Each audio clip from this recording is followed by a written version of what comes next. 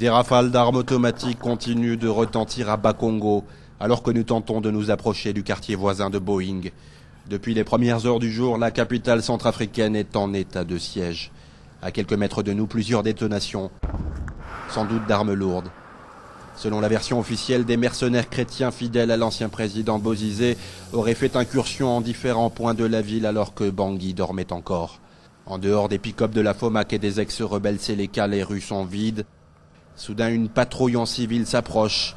Mohamed se propose de nous conduire à la mosquée Ali Babolo, à quelques centaines de mètres, où une dizaine de corps viennent d'être transportés. À notre arrivée sur les lieux, l'ambiance est électrique.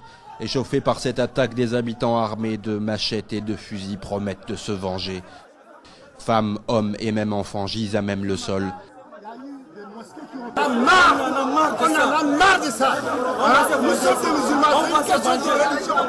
C'est pas une question d'ethnie ni quoi. La République nous appartient. Ça nous appartient nous tous.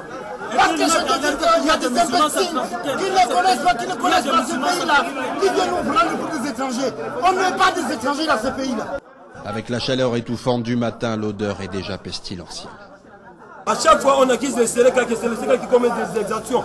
Aujourd'hui, les ex-armées des forces centrafricaines, voyez ce qu'ils ont fait. Les civils, les pauvres civils qu'ils ont tués, qu'ils ont décapités avec les machettes. Et c'est normal. La République centrafricaine appartient à tout le monde, chrétien comme musulman. Réfugiés de l'autre côté de la rue, plusieurs femmes disent avoir survécu à l'attaque. Le témoignage de celle-ci fait froid dans le dos.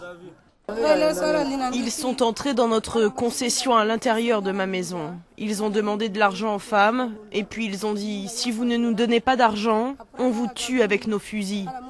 Et puis ils ont enlevé ma sœur et son bébé, ils sont partis avec. Moi, ils m'ont blessé à la jambe avec un couteau. Ensuite, ils ont attaché et tué mon frère et son fils sous mes yeux. Et ils les ont brûlés.